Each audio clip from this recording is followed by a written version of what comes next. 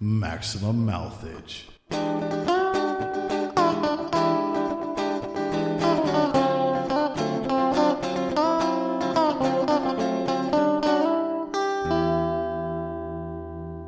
Season 2. Here's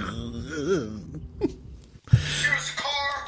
Shape you a four-door whore. Hello, folks. MayesBoy 91 here alongside Medikai and Callsign Suitcase. This is bullshit. When I die and go to heaven and see God, I'm gonna say, shit. Are you sure about that? Hello, friends. We just we found some And your phone goes off. soundboards, and they're funny. Yes, which... Four-door Ford whore. Here's the car. Shape you a four-door whore. Funny enough, these...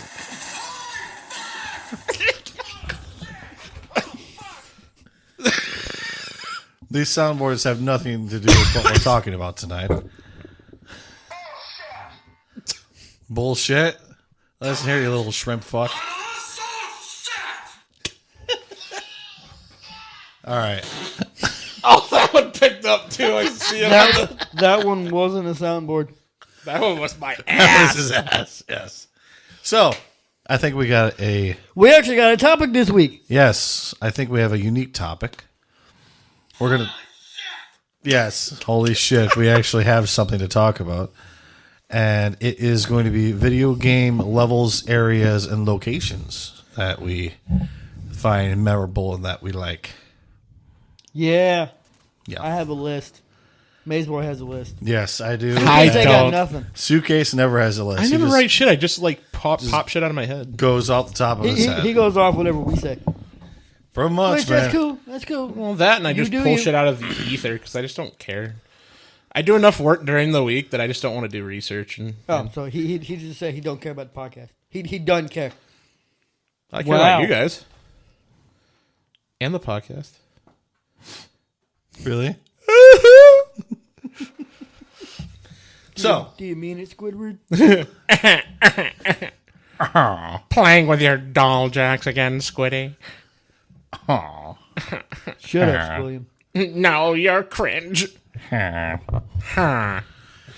so That would be the stupidest idea for a podcast. what? Villager cast. No. It's The whole fucking time? No. So, to get into the subject tonight, I'll start off with my first three because I actually got quite a few. Damn. So, we were actually talking about... I have 13. All right. So, we were actually talking about this game before we came down Sorry, here. I had to count first. And I guess you could consider this a location because it's one city, but BioShock as a whole, Oh, yeah. just the Rapture entire is crazy.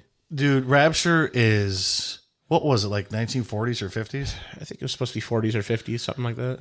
And Medikai, I know I've told you to play this game, but to put It's on my list, but it ain't downloaded yet. to put it into perspective, like you're in this underwater city, this quote unquote paradise. Well, and the concept of it was fuck capitalism. I want to start my own place that's going to be self-sustaining and like, you know, we're all. It was basically like a communist society, basically. But it kind of fell apart, and there was Drugs.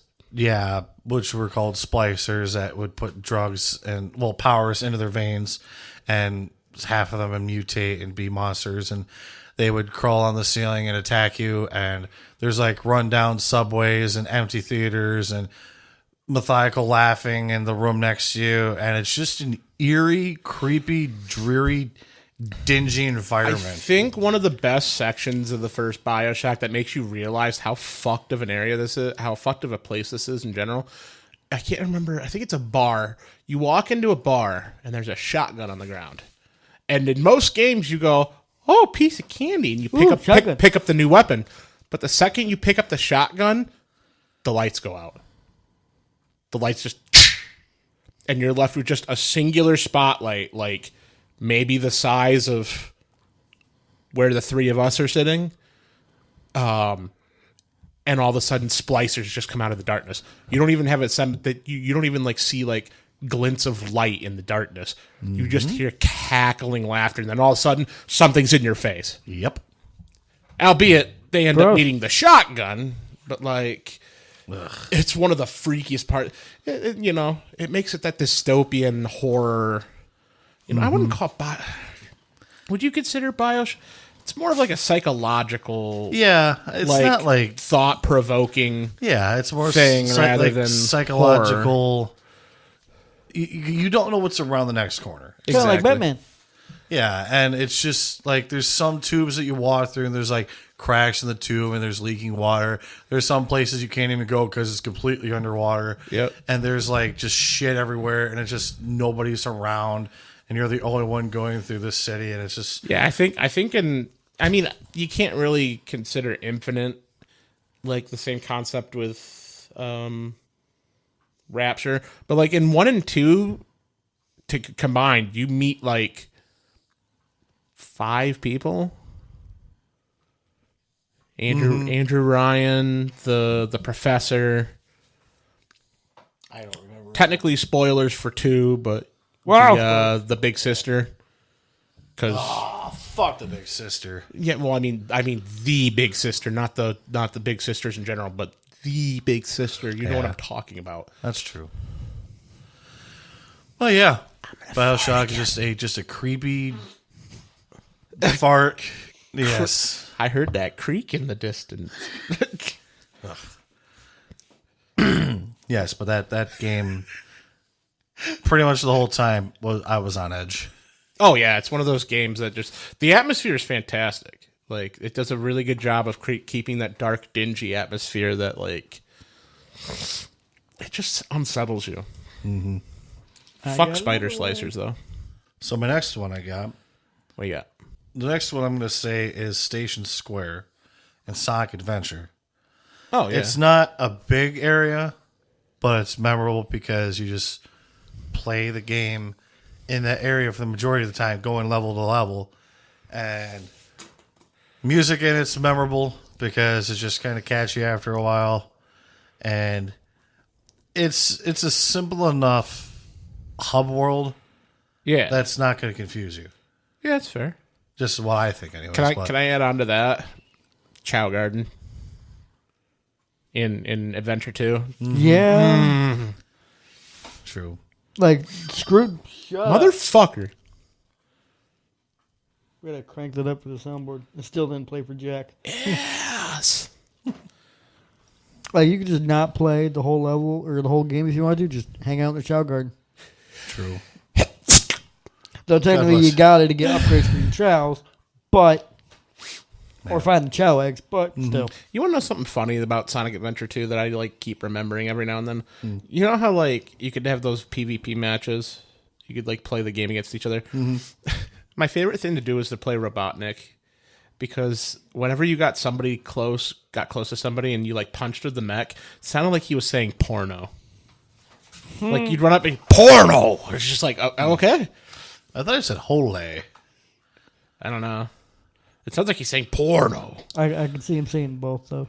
Yeah. That's the problem. It's been too long. We need to play that sometime. True. I got it on the GameCube, and We really need to figure out what we want to do with like you got video capture going. You only gotta need to do, do, like- I've seen people do this. You only need to do a speed run of both of you playing at the same time. But the problem is the loser consequence was they had to eat 40 chicken nuggets by themselves. That's like what that's game like speed run Yeah. though? That's the thing. I mean, we could do like a Adventure classic 2. game. I've been doing a lot of Donkey Kong Country 2 warpless runs. No, the game you speed run is Red Dead Redemption 2. No. Oh hell no! 28 hours later, Next one and I you got. just hit Valentine. you hear one person. Hear one person crying. Just he beat the game. Yeah. The next one I got here. real quick. And honestly, probably the most memorable level in any game. Okay. The first level in Super Mario Bros. Oh yeah, 1-1 Yeah. is.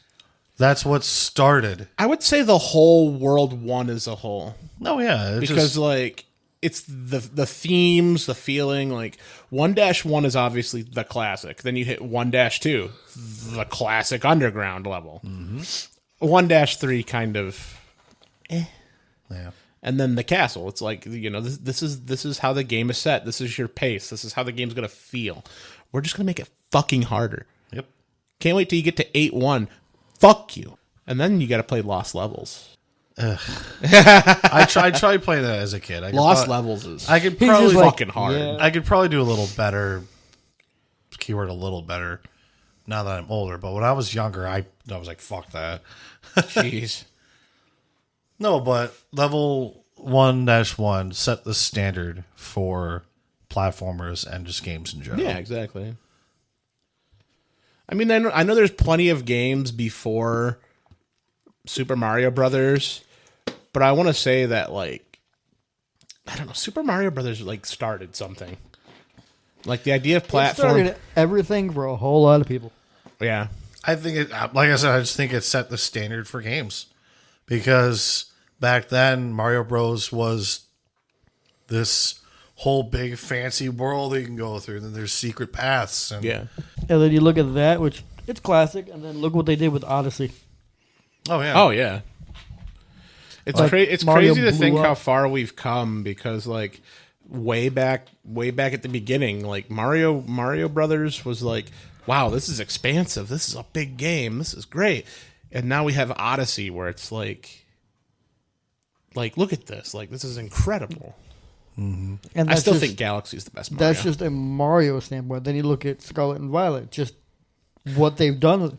It's empty, but look what they did with it. It's They empty, made but the world. And then look at the stuff like Elden Ring. Look at Red Dead 2. Look Yeah. at all of it. It's like, we got worlds now, man. It's crazy. It's crazy that from just running in a straight line to like what we have today. God, we just went way off track, but Hey. still. It's worth it. Because listen, some of these areas are just a point in a big world. But those are the first three that I have. So Just like the first one in mine. You may as well know this. I don't know if Suitcase, well, I don't know if you played this. Who knows? The Golden Temple / the Golden Forest in Ghost of Tsushima. No, I haven't played it. I want to eventually. The area that's completely yellow. fuck, did I go there? You beat you. It's like beginning, Oh, like the whole. fuck, I don't remember what it looks like now. It's been It's a all while. yellow. The whole forest is yellow. Oh, Yeah, it's called the Golden Temple / the Golden Forest. all right. Because you're in like green and white throughout the most of it, or just stuck in the ring. Then you get there, and it's just bright. It's like, all right, you know you're okay in this one. Because I don't remember ever fighting a Mongol in that one, and I just beat the game. Like, I don't remember fighting a Mongol in the Golden Forest. But it's just peaceful, tranquil. And then there's another part. I'm not going to spoil where it is. I don't remember where it is. But it looks like the whole place is on fire. Like, the leaves are orange in that way. It's great. I don't remember what the place is called. Dude, but just the scenery and everything in general, that game is beautiful. that game is, like, story could have been trash. It's not. The story could have been trash. I've been satisfied. Just because of the environment in that entire game. It was phenomenal. And I set my You got a notebook down. I couple need more? it. Oh, yeah. So I'm going to lump these all into one. It's us. We got to talk about Red Dead. You got Saint Denis, you got Valentine, you got Rhodes. I don't care for Strawberry just because Micah's there and you got to rescue him. I don't Yeah. care for Micah because I just did that mission 2 nights ago. Micah's a shit. But just, I prefer Rhodes to both of them, but I like all of them. It's just a whole bunch of stuff in those worlds. Think of what happens in Rhodes. Think what happens in Valentine. Think of all the stuff you can get into in Saint Denis where you don't even have to touch the storyline. There's a stink of vampire in Saint Denis. Place is wild. There's so much shit to do in those towns. And you don't even have to do any of them. You can just skip all of them or do absolutely everything in them. Yeah. Yeah? There's collectibles like cigarette cards in obscure places. Like there's one, go to the middle of the cemetery in Valentine and it's on a rounded tombstone. I'm like, all right. Who would walk in the cemetery for that? Yeah. Unless you know it's there. Yep. I don't know. I like exploration though. I like fucking around and trying especially to find everything. in a game like that where you never know what's going to happen around the corner. Yeah. It's I mean, And going back to Bioshock, Bioshock Exactly. made me fall in love with first-person shooters. BioShock made me a fucking like hoarder who looked for everything. Yeah. Another thing, and I'm going to bring this up because we're talking about like looking around for things. I actually started playing Fallout 3 again. I haven't played Fallout 3 in years. And I was like, fuck it, let's do a Fallout 3 run. And I've been finding spots in the game that I've never seen before. I ain't never seen nothing like this before. My favorite ones so far, I found like 3 different Chinese remnant bunkers. And I found an old food factory that was being run by the old Chinese military. I walked in, it was just nothing but ghouls that were just Chinese military. And they were like shouting Chinese at me. And I'm just like, boom, boom. Like, were they aggressive or were they just shouting Chinese? No, actually aggressive. Like the second I walked in, all Yikes. hostile. I was like, why are these ghouls hostile? They're like 'Cause normal I ghouls. know And then I see Chinese remnant soldier. I'm like, that's Okay. why. Anyways, I have a shotgun. I need to introduce you to it. Okay, like, listen. Can we all just agree that if you give anybody a shotgun in a video game, that's probably what they're going to use for most of it? Yeah. Like, screw distance. I'll chicken peck you with the remnants of the bullet. The funny That's why I use Roadhog in Overwatch because Roadhog's hilarious. He's so funny. chain them, bring them over to you. Boom! It's a shame that Overwatch 2 just is Fucking seriously. It hurts my heart because you can't even go back to Overwatch 1 like you can do with Plants vs. Zombies Garden Warfare. I thought that was the stupidest. That fucking one's thing they still could've done. up. Like, all of them are still up. But Overwatch 1 just gone. Yep. It's like, bro, let me go back to it. But, like, apparently I figured out the problem was with Overwatch 2. They didn't give you back to, like, 5v5 thing. They tried to make it almost story mode based, but multiplayer in a way. It That's was cringe. It was weird. That is weird. But then Just everybody... give me PvE and my life is yours. Like, just give me the PvE story mode you promised us. Yeah. But that's what I was looking forward to. Like, let me squad up with like 5 random dumbasses and let's run a story together. Like, Yeah. And you can level up your characters and level up their skills. Yeah. That's what they said they're gonna fucking do. And then they didn't even give us well, I mean, that. it's Blizzard. But then they Yeah. finally like, here, we're going to introduce a new mode, 5v5 versus. I'm like, you mean Overwatch 1? Yeah. Which is what you like. If you're gonna Wow, give that's me, an original concept. I know, right? Like, if you're gonna do something, do what they did with PvZ. Improve on it a little bit, but keep the basic the same. Yeah, exactly. Give me some new characters. Give me a new like hub. Cool, fine. But then don't make it crap. I ain't saying PvZ 2 is crap. It's not bad, but it's not the best thing in the world. I Yeah. prefer PvZ 1. But some of the God, characters, I need to play Plants vs. Zombies again. It's been so long. Garden Warfare is so good. Yeah, But, I like- agree. I would rather play the first one. Like, I'm not saying the characters in 2 are bad, because I like the rose. Corn is whatever. And the orange Oh, is you're fine. talking about Garden Warfare. I was Yeah. just talking straight up Plants vs. Zombies. I haven't played They Plants pretty vs. much made that as in, like, Call of Yeah, Duty. I know. I've It's seen it. great, but then you just make the changes, but keep the concept the same. Exactly. Don't just, like, change it up, like, oh, we're going to introduce this new mode. It's totally the same thing that we had in the first one. Yeah. My bad. Yeah. We just got bullied. So down. sorry about that. We kind of just went onto a little bit of rant there. Don't we always? You right. I mean, I got one more for my right. my 3. These are also kind of lumped into one. Gotham City and Arkham Asylum themselves. Okay, yeah. Because fair enough. if you think about it, in a serious game, you have never explored any of those places before the Arkham games came out. Yeah, true. Because Lego Batman, it's still goofy, but you're not going through the whole thing. It's kind of like a streamlined thing. Linear. You have the entire Arkham Asylum to explore because you're stuck on the island.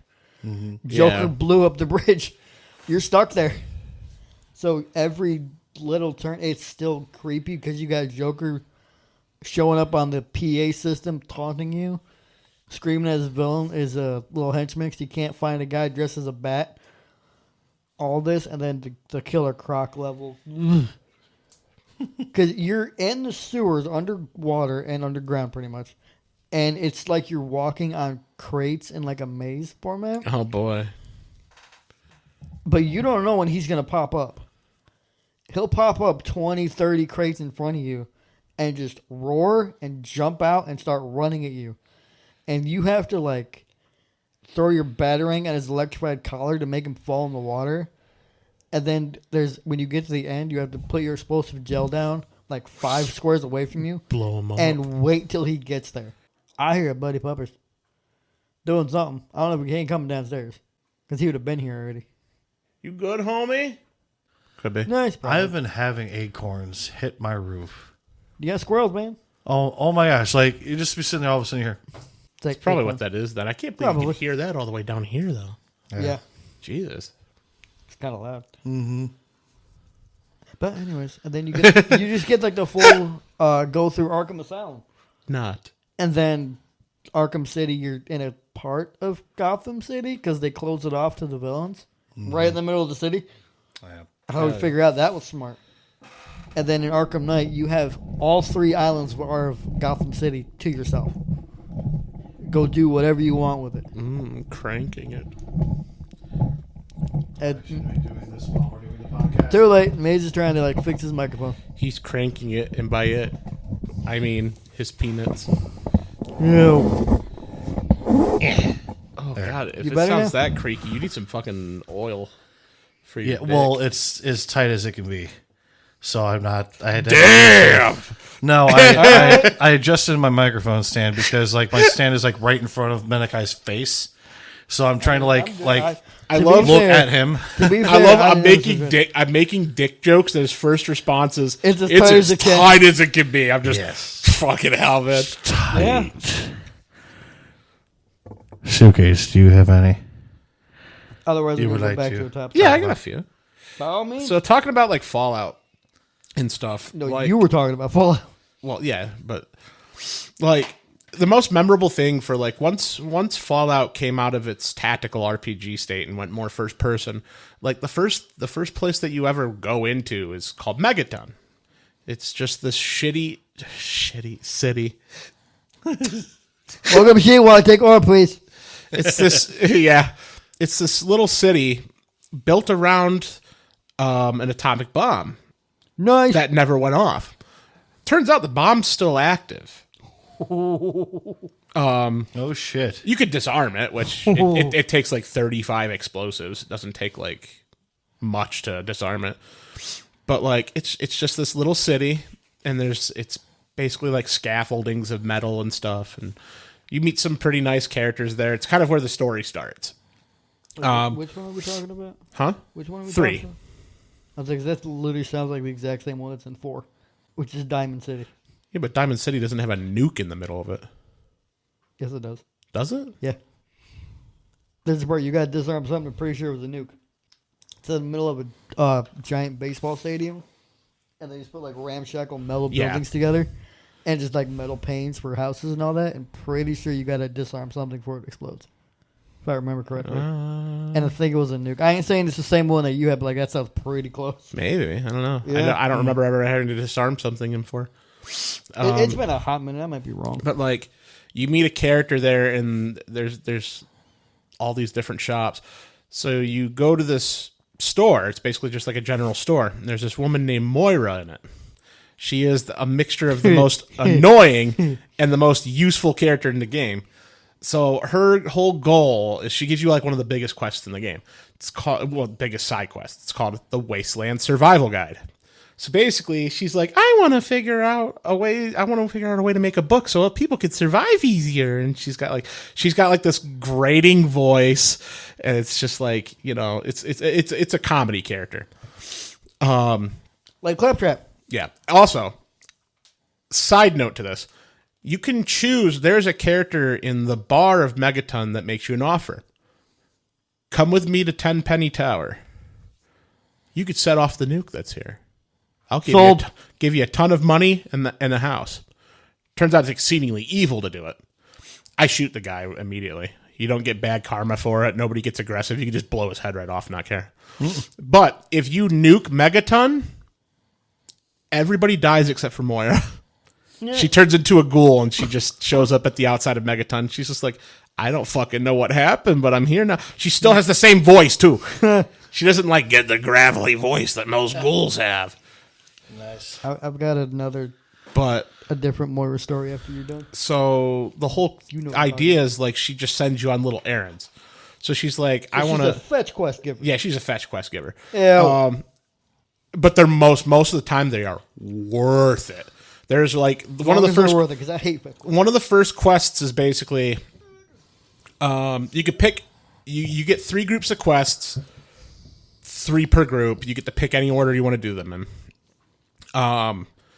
And one of the first quests is she wants to figure out how bad radiation affects the body. So she wants you to get at least 400 rads. So on the scale of the game, 0 to 200, no poisoning. 200 to 400, minor.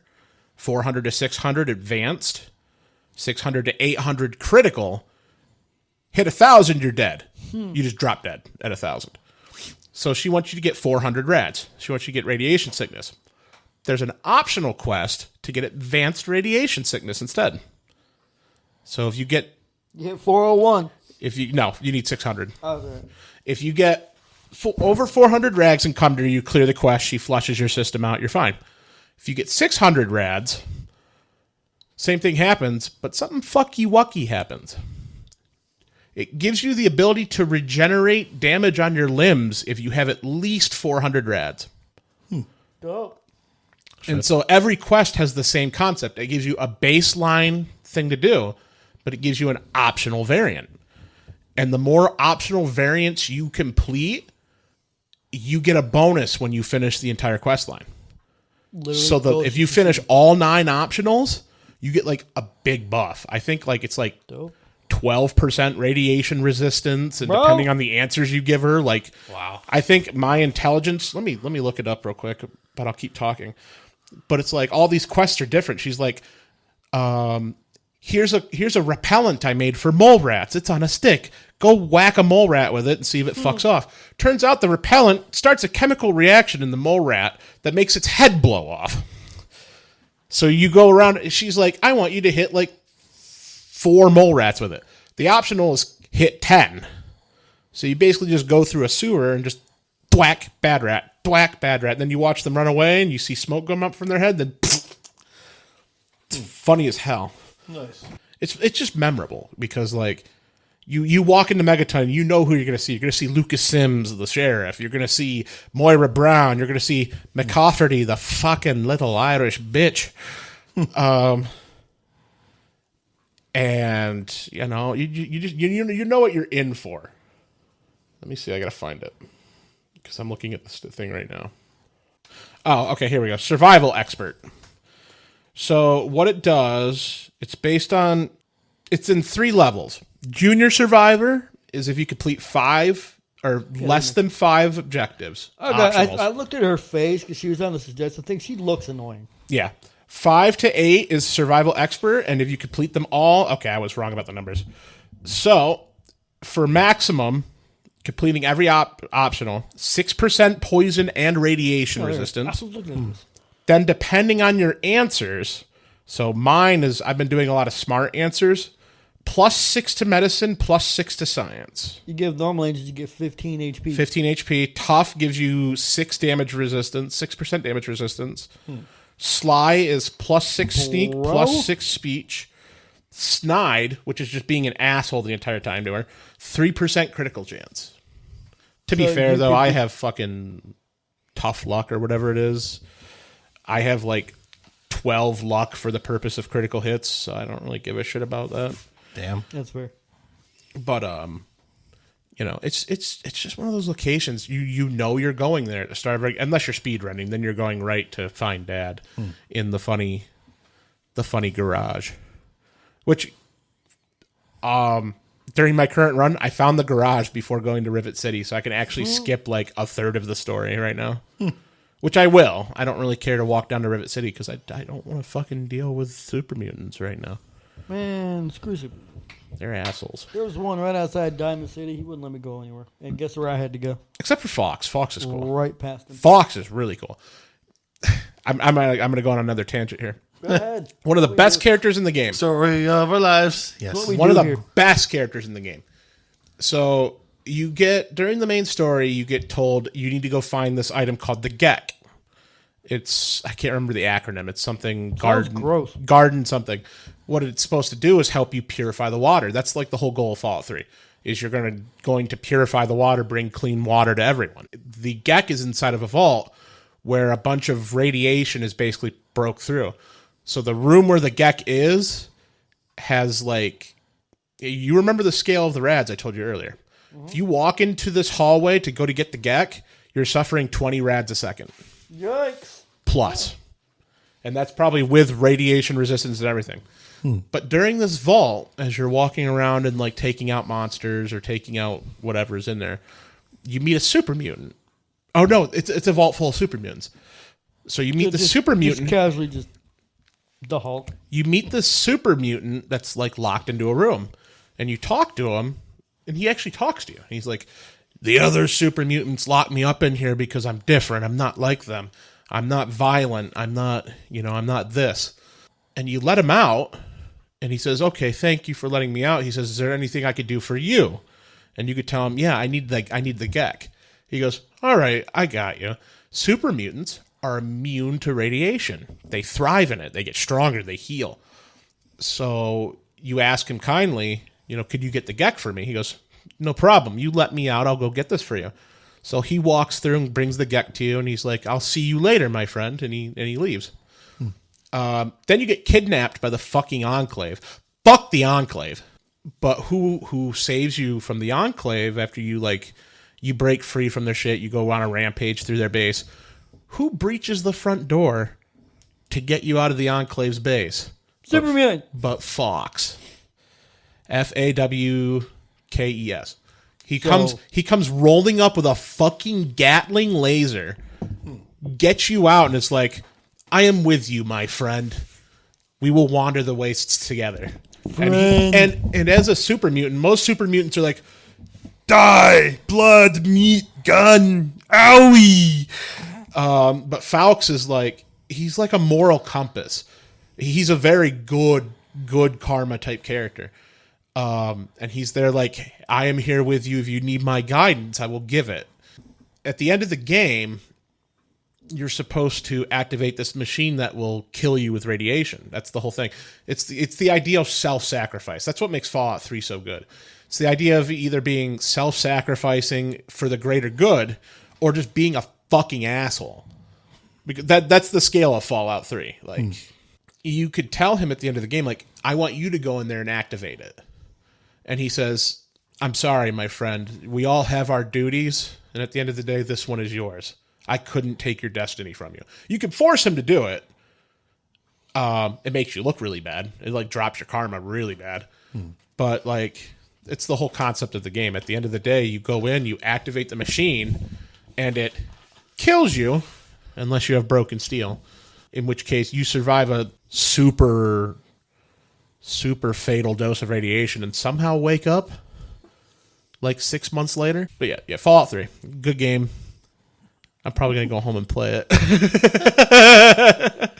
Here's one location. No, I'm going to tell you about the entire game. If I wanted to tell you the entirety of Fallout 3, it would take hours. That could be a podcast on its own. But do you there you have go. any other, you have a couple? There you go. I've got another one off the top of my there's head, an and I'll idea. let you... What? Just your entire favorite giant RPG. That would be a really good or one, too. RPGs. Just, Plural. it would be Limbus Company. Because you and I both play a lot. Limbus Company! I actually probably will use a I'm little bit of talking Project Moon stuff in this, too. The city as a whole is cool. I'm talking like level of like, not necessarily Red Dead kind of open level, like just like Like a dungeon, big or a RPG stuff. town or a location, yeah. Yeah, or just like your favorite, just big RPG. Well, games. I'm going to slap another one in on that kind of aspect. Then By all I'm going to do means. one more, and then you guys can go ahead because I took a while for Fallout. Yeah, selfish. Menakai will probably agree with me on this. I don't know how much you've played of Kingdom Hearts. Bleh. I haven't. One of my favorite locations, it was in the first game, Traverse Town. Specifically from the first one. Yes. Like I know it's an Well, album it specifically for the doesn't person. end up mattering. Traverse Town in general, for me, mainly it's a music thing. I am a big fan of Oh, like 100%. I'll give you that for most of is- it. It's all music. Like I'll hate the level, but the I'll music's play amazing. it for you when we're done. But It's like so it's good. jazz, very smooth jazz. It makes you feel like I'm trying to think of the context. It almost, Basically, Sora's world gets eliminated from him, in a sense. it's called the Destiny Island. Yeah, Destiny Islands basically gets wiped out from underneath him to darkness, and he wakes up in Traverse Town. And to me, the jazz of Traverse Town has that melancholic feeling, mixed with like a tinge of hope. Like this is where you start. This is where you get back up and keep moving. After that big boss fight, it's the part where you know in this area, until you go to the other areas of it, you know you're okay. Yeah, Like you're fine. So it's kind of like a hometown. Traverse Town Just is about. Like basically the first village you start off in an RPG. kind of. Traverse Town is basically a home for the broken and lost. Yep. This is where you meet like Leon You and meet all the characters from Final Fantasy Yep. in there that are your friends. except for Cloud. minus Cloud you meet in like Olympus. But like And he was awesome. But you meet various people here like, yes, I lost my world of darkness, but I'm happy here. And, you know, it's sad that I've lost everybody else, but like I can make a life here. And it's all 101 about like Dalmatians show up there, they chill out. it's all about people being fragmented from their own worlds and finding another place. It's a place of melancholy, but a place of hope. Mm-hmm. And the music just It's really cool that There's a the whole area you're talking about plus the music can portray a feeling like that. Yep. yeah. There's a lot of you know. I'll never stop talking about it. For me, music can make a game. 100%. You know, like I agree. Like we were talking about this. I think we talked about this last week. We were We talking need about a the part drinking 2 night. of the music podcast. We were talking Video about games. yes, we do. We were talking about the drinking night. If anybody remembered listening to it, Shout out to you Listen if you to it. did. where my buddy Lauk started playing where May I Stand Unshaken, and it brought I him love that song. brought him to tears, brought me to tears, because like to me, music can make or break something. You could have a bad game, you know, no story, like awful story, awful graphics, whatever. You put the right music in, and I could still feel something. I agree. It's one of those things that would not, if it was any other song, unless they did it right, that moment would not hurt as bad as it did. Oh yeah, exactly. You could put no music in it, maybe, but you put that with it. I got another one for I agree. that to bounce off the music part. Yeah. It's Days Gone. You might know what I'm talking about if you played the game. I've played very little. I've watched my dad play some, so I might know. So it's you and your friend named Boozer. Boozer. He got his hand chopped off. Oh yeah. So he's like, you think he's going to die. But you're down kind of almost in the mainland because you're up in the mountains in like a old like ranger station watchtower to get away from the infected. And you're driving up on your bicycle or your motorbike. Bicycle. Yeah, hey, but listen, that might work. You don't know to ride my back. if Boozer's going to make it or not. Oh, and it's playing like that. It's like, playing a song called "Come Hell or High Water," and I'm like the music starts. I'm like, this is about to be another Arthur Morgan moment, isn't it? Yeah. It's just about another Arthur Morgan moment. I was like, Another good one. fantastic game. I'm like, this is gonna make me feel things, and it made me feel things. One more good moment that Fantastic goes song. off of this, and I could tie it into a location too, is the first Last of Us. God, Is the hospital. Menakai knows where I'm going. God. with this. The whole scene where Well, you've seen the ending of Last of Us. You watched me play it, so you might know if you remember. he stops the surgery Man, from play the game. happening. Joel stops the surgery from happening and picks up Ellie, and the whole scene after. It's not a lyrical song, but like the whole thing with Last of Us was like a lot of it was acoustic music. It was like strings and guitar, violin, guitar. It was a very orchestral, very intimate feeling set of music. There wasn't a lot of like hype, techno type music or No, action. that music. game is dark and depressing. Yes, But it's phenomenal. The whole music that plays as you're trying to escape the hospital, you can't fight back. You can't shoot. You're dealing with people that are running at you and shooting at you, and you're holding on to Ellie, and it's playing this like you've got her bridal it's style. playing so you can't this do anything if you want to. extremely like emotional violin and guitar theme, and it's just like, and the whole time like Joel's carrying her, and he's like, "I got you, baby girl, I got you." He's pleading like it's his own daughter in the beginning. It is. And I'm normally I'll sit down and play games. I'm standing up at that point. I'm like, The thing is, Joel, too, at the end of the day, and you can't control his speed. You pull that stick down, he's just going. yeah. The thing You is, can't go faster. at the end of the day, too, it's really hard to, you side with Joel because it's like that's Ellie, that's his daughter at this point. Yeah. But at the same time, it's like You just screwed over you screwed over the world. everyone. Because it's like, I understand what Joel did. Yeah.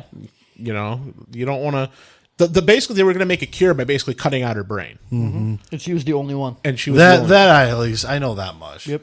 She was But the it's only one. like at the end of the day, like in a world that's already fallen to shit, what's this cure going to end up doing too? There's another way to look at it. Like, Could it actually be the cure? Could it actually work? Yeah, Could it- she's immune, but would that work with everyone? Right. that is, I never actually thought of that. Like, My thought was like, would it would this not cure work? be worth anything? Yeah. Because like you've seen groups of people that are just awful. Sure, you've seen good people, but like through 90% of the game, you've run into thugs or the winner group. Oh, the winner group. I don't like the winner group. You know what I'm talking about, Menakai. Well, Yes, I we'll do. hold the winter group for another time. Where yeah, we can go on the last of this rant. But it's the ideal of like, It's literally just like The Walking Dead. At the first bit, you're dealing with the walkers. Then yeah. it slowly translates to the walkers are now secondary to people. a zombie podcast would be interesting. Talking about like the morality of Yeah. like zombies and like Bringing types of stuff zombies. from like The Last of Us and Damn, Left that'd be 4 a Dead good. and That'd be a good podcast. Walking Dead. I'm Bro, smart sometimes. Dying Light too. Dying Throw that Light, in there. and I need to play- For I need me, to it play would more be this Dying show Light. called Black Summer. Never heard of that. I'll tell you later because if you've seen the 100 or not the 100, Z Nation, Never seen Z Nation. I think I've heard of it. it's like happening at the exact same time. So you got fast zombies, Oh, but I'll tell you later. Okay. okay. Let's We'll get back Yeah, on let's track get now. back on track. I want to know throughout the course of this podcast, I've added 2 more to my list. It's one of the few podcasts where it's me and Menakai popping off on something, and you're just I'm chilling. just kind of Listen, waiting. you started on Kingdom Hearts. And then I know he's seen the ending of Last of Us. He watched it with me. He don't remember, but you started on that too, and it's just like, Oh. MayesBoy's like, I want to fucking. So do next one I'm I going to wanna talk about here participate. is the McFarlane Ranch in Red Dead 1. Do, do, do, do, Yeah. do, do, Because that is that's that's the basically best song in Red. that's basically where you start doing your missions. Yeah, I mean that's where you everything. know the story of Red Dead 1? Yeah, Like I how played through how it I played through starts? Red Dead Okay. 1 I can't completely. remember if you did or not, but Yeah, up to the point where you shoot your father's killer. Spoilers alert for a 20-year-old game. yeah. Bro, if you ain't played the ending or at least played Red Dead 1 before you touched Red Dead 2, I mean, to be You're honest, wrong. you could play Red Dead 2 before playing Red Dead 1. that's the point. Yeah. Yeah. It's a prequel. I think that's the more memorable area. I mean, besides No, I get it. Besides John's house, of Oh, yeah. course, but Because it's like, it's just humble beginnings. yeah, of, exactly. You know, The people there are really good to you, and and you have to pay respects to the family for that girl basically healing you up because you were left there for dead. yeah, yeah, that's a good location. That's a good starting position. You get a I like feel that for one over Emerald Ranch. Emerald Ranch gives me the creeps. you get a feel for the game. You get a feel for the characters. Feel for how this is going to work out. And Like what kind of game it is. actually has a very similar feeling and made by the same creators, Rockstar. Grove Street in GTA San Andreas. I've never played a GTA. So I need to. I know it because I've been there. In, where Five. CJ's house is, it's in like a cul-de-sac, kind of like Ed and Nettie, Yeah, and it's like under a bridge. But all of his friends are there, and that's where you start. You have a garage you can put your car into, and that's where you start the game. And it's a violent neighborhood because there's drive-bys and gangs and people giving drugs out and shit. But it's just where you start out in the game, man. It's one of the memorable areas of the game, I think, because you can buy houses later on in the game, buy properties and stuff. But I don't know. I just always like, you know what? I would rather just stay with Grove Street. Yo, Big Smoke, it's me, CJ. Chill. Yeah. So You come to the wrong house, fool. here's CJ? here's a question: where would you rather live, Sandy Shores or in Los Santos, Probably Sandy Shores. or Grapeseed, which is up above, very top of a GTA 5 map? Probably up there, I would say. Yeah, just get a little bit Because, more. being in the city would be a hell of a lot more violent and shit. Yeah. But speaking of... Man, I walked around Grapeseed just doing. I'm like, I would 100% live there. I agree with that. I'd live there. Speaking of, like, a little cul-de-sac in San Andreas, I don't know if I can count this because it's a cartoon, but it was made into a video game. The cul-de-sac from Ed, Edd, and Eddy. Oh, yeah. The Misadventures. Now, You could do whatever you want. It's your podcast. Listen, your chair won. The second suitcase or I sit in that chair, then we call the shots. This is your deal. Well, our podcast. Yeah. It's a communist podcast now. Let's go, comrade. yes. Our location. Vodka. But, no, with the cul-de-sac and the Misadventures, you can go around and explore the cul-de-sac in Ed, Edd, and Eddy. Yeah. And see not just where all the houses are, but all the other different parts that you can go to, the back alley, and just see what this whole area looks like. Yeah. So as a kid, you're like, oh, I wonder what this place looks like. And now they've actually made it in the game. Huh. I love that game. I beat that game 100%. Got every single freaking jawbreaker. I got these special clothing items that you get the super secret level in. And I beat the shit out of that game. Can you tell he enjoys that and Eddie? Yeah, he likes that Eddie. I like that A Eddie. little bit. I mean, hey, great show. Ed, It was stupidity to a point. We brought this up before. I can't whistle to save my life. Bow. So, we're just sitting there whistling. Just let it happen. He went bound. I had to commit again. You want me to stop at 3 and then you do your You want 3? to do 3-3-3? I might not have multiple locations at Well, we'll do 3-3. Whatever. Oh, watch the sewer slide there, homie. We'll do 3-3 in whatever suitcase has. I'm probably going to go off on tangents. Go ahead, in Medic. general. That's fair. So, this is the one I thought at first from this franchise, which kind of surprised me. But Castilia City from Pokemon, the first giant city you ever show up in, because that's when they made it like that. You come off that bridge and you just see the skylight, and it's like, okay, we're here now. And it turns into a giant pinwheel world that is a precursor to Lumio City, which also, it's not on my list, but it's pretty much a precursor to that. Because You're right. it's built like a pinwheel, and then you look at Lumio's, it was a bigger pinwheel, which is perfect for a game like Legends ZA coming out. Yes. I still wish we had more info about ZA. Me I too. know, seriously. No, I agree with you on that because when I first saw that, it's like, whoa. It's like, all right. That shit's Because fucking like sick. Nimbasa or whatever the one, the Necrene City, which is the one where you have the normal gym right before that, specifically in Black and White 1, because you don't hit there in Black and White 2. At least not that way. You get on that bridge, that other end of that bridge, and you see it, you're like, all right. And then you get closer and you come down the ramp, you just see the whole thing. It's like, all right, what you got? And then you got the desert right before that. You can run up, get whatever you want from the desert, come back down and train. Just get them souped up with the rest of your team. Done deal. That's what I do with my Darumaka if I wasn't using Tepig. But it's just a good place to just train.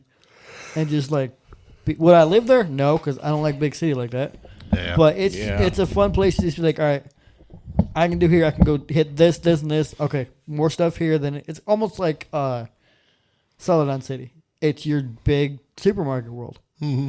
It's like, all right, I can get more items here than I can do in like Nimbasa City or whatever. Boom, there you go. Even late game. Hit up there, see what you need. You read. Great. And this one, I don't know if Suitcase will. I don't know if you will. You probably will not. He's getting toasty. He's got to turn light off. He's getting toasty. Ooh. Listen, if it's hitting your butt when you're sitting down, You got a big ass. or that's one powerful light, man. Speaking of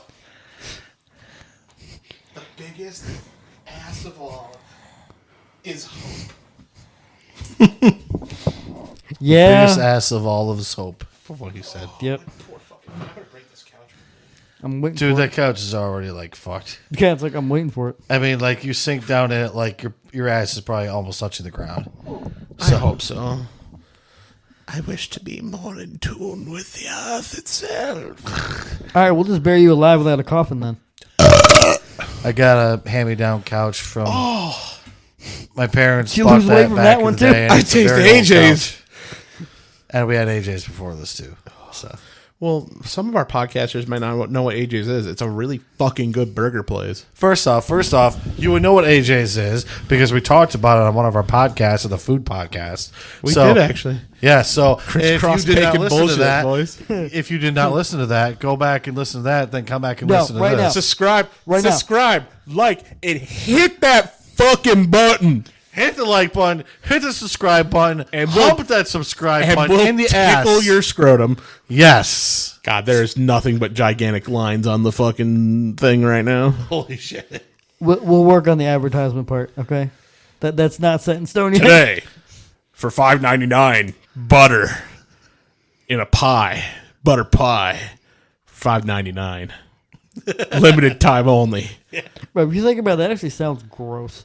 It does. Just no filling, just pie crust, butter. Only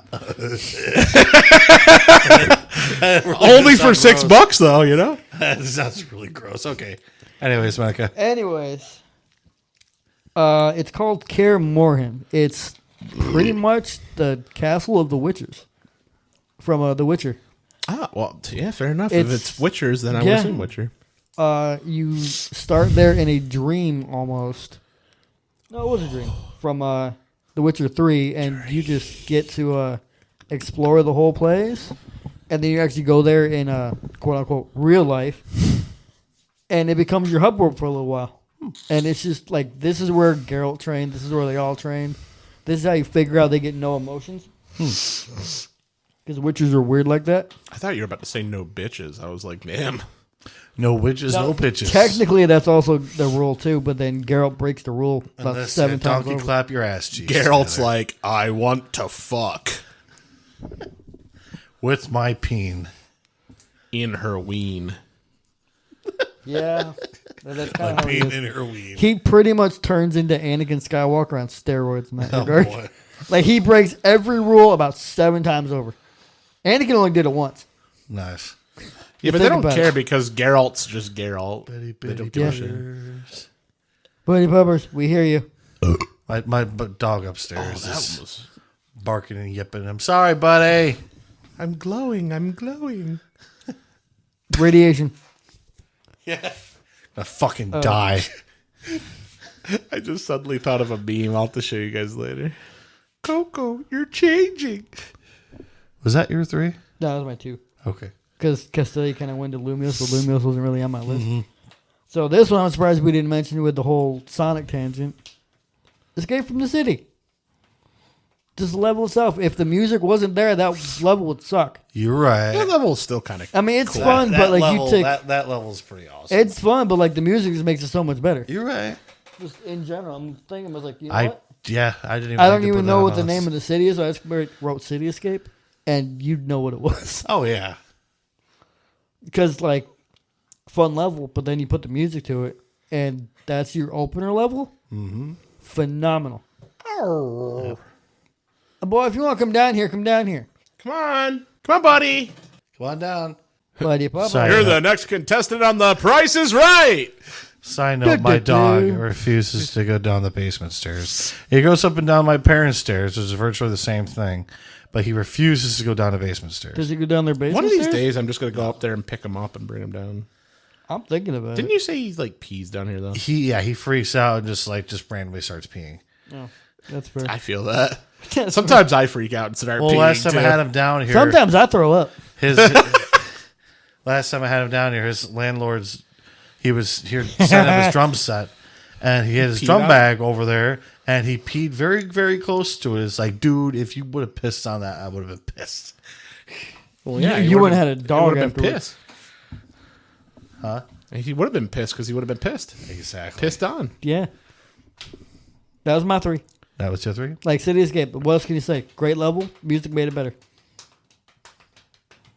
Well, I know I vaguely brought it up when I was talking If you earlier. go on another 20-minute tangent no, about I'm not one game, Yes, please keep those to at least 10 minutes. I'm just gonna say, like, the entire city from like the Project Moon stuff, like it's an amazing idea of a city broken up into 26 districts, and each of them has their own like technological or almost can't think of the word of it, eldritch maybe, like eldritch advancement.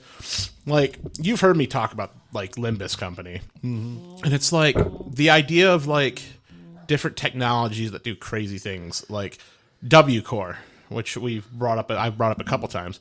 Like the whole idea of W Core is they've made a train system that gets you from here to there within 10 seconds. But in reality, you're going on like a multi-thousand-year trip where a ton of fucked up shit is happening, where people are like tearing each other apart, killing each other, going insane. But at the end of the trip, because of the bring him down for a few minutes. Just hold on to him. If he pisses on you, then you know that. All right, we have brought. This is now the dog cast. we brought the pooch. Yes. The pooch is loose. I brought my dog down, so we'll try this. What's up, buddy? We're gonna try this. Let's hope that we don't get piss. Yes. Oh, Or smack his head on the mic. Hey, he did that, not me. Yeah. So oh, look at him. He's so happy. He's like, hi, daddy. This podcast is now completely derailed. We have dog. We have Yes. doggo. Hey, you want to get down and chill? You can get down and chill. We just got to watch you. Hi, buddy. Yeah, I found out he chills on my lap. He's good. Ask him Yeah. for the car ride. He's good for a minute. Yeah, he's having a good moment. He's not sure how to. Okay, so for some stupid reason, when we get in the car, I bring him with us. Yeah, Right? Yeah, I've seen that. He refuses to go over to his lap. He'll go in the passenger seat when it's empty because all he has to do is say back. And boom, he's there. Yeah. I'm in there. taught, buddy, when I say back, he goes into the passenger seat. I'm Yeah. sitting there. He turns around and starts wanting to get out of the car. Yeah. But like he knows me. I was there. Like I carried him one day. He got him. Yeah, and it's like, get over there. It's like, buddy, get over there. dude, it's me. Eventually, I just start pushing him over, and then I'll grab the guy him. and it's finally like, grabs him, like, Come but- here. Okay. And then he's good. But anyways, So back to Yes. things. So back to video game things. the idea of like W course technology is basically like We get back. copy paste in a sense, like a real life copy paste. So when you enter a warp train, your body's like, a better way to say it, save states. You know exactly what I'm talking about when I say save state. So basically what it does is W course technology, when you enter the train, you get save stated. So whatever shape that you come into, when you leave the train, you're going to be the same way. So like I said, in reality, this trip is taking 1,000 years. To you, it's 10 seconds. Wow. You go into a train, it goes, you're there. But like the technology of the train can bring you back from any state. You could be decapitated or your limbs could be ripped off. And at the end of the trip, you're put back together. Like passengers on a W Core train can like cannibalize each other. Like crazy shit happens. Like really fucked up shit happens. But they could even pull you out of someone else's fucking stomach and piece you back together. That's kind of wild. Yeah. Weird. And it's like the whole It's like Wolverine on steroids. the whole premise of one of the side chapters is basically there's disappearances on a warp train, and that doesn't happen. No matter what fucked up thing happens from A to B, you're still the same. Maybe a couple of changes to like your height or your weight, very minuscule things that are rarely noticed. But like people don't disappear on warp trains. So they want you to understand. They want to understand why. And apparently the whole thing was about a vampire, basically the nature of a vampire canceling out the nature of the train by feeding on like people or something. It was some bullshit explanation. Basically the vampire was canceling the regeneration somehow. So people were just disappearing. But like it's the technologies of the city and stuff are so interesting. There's just you know, everyone has its own thing. Like A Core is all about the arbiters, which are like very, very, very, very, very scary people. The end of Library of Runa will tell you that you don't fuck with an arbiter. You have a fight with the arbiters, and they have question marks for health. Nice. And even if you stagger them, like you can kill them. You can kill them. Yeah, you kill one of them, the other one goes, all right, we're done. And you just get nuked, and you're dead. Oh. And then they send you to the outskirts, where, like, you know, fuck you, you're now in, like, an infinite desert. That's fun. But, like I said, every corporation has something, and not every corporation has been explored. You know, abnormalities, distortions, all sorts of weird shit. The city is not a good place. Remember, it's kind of like the concept of Night City in Cyberpunk. There's not very many good endings in the city, in the districts. Nope. No, there's a lot of tragedy in the districts. You want to go down? Also, don't fuck with the sweepers. You want to go down? That's like one more thing about the city. Every night within a 2 or 3 hour period, these things called sweepers come out. And they're monsters I've let the dog loose. they're monsters that basically clean up the streets. Buddy, How to derail your podcast 101. Bring the dog is downstairs. he gonna go back upstairs? No, I highly doubt it. Buddy, He'll hit the bend in his face on the wall. come here, buddy. He was getting a little restless on me, so I'm like, There go it to is. daddy. Perched animal. Yeah. Okay. Listen, it's like your Eevee in Pokemon Go. Yeah. Yeah. Literally. But yeah, the concept of the city of as a whole is neat. I would like to see more things that do stuff like that, where like you have a whole general big area split up into sections, and each section specializes in its own thing. Yeah, I'm good. You guys got stuff? Go ahead. Alrighty. Let's see. So, What was that? Dog's like, what? Dog's like, what? What? Was that you or was that him? that was me. I was like, what No. the fuck was that noise? So I mentioned this in, I think, one of the boss battle videos that we did. Remember in Rayman 2, I told you it was that boss battle where you're sliding down that slide and there's teeth on both the top and bottom of the screen? Yeah, I think you're talking about that. I remember that. So the whole level itself is called the Cave of Bad Dreams, and you just have this really creepy, eerie atmosphere music, and you stand on these like skeleton hands that come out of the wall that hold these skulls you can stand on. You got like these furry caterpillar things that as soon as they see you, they'll attack you. And you see like these bouncing eyeballs that just stare at you as you go towards them.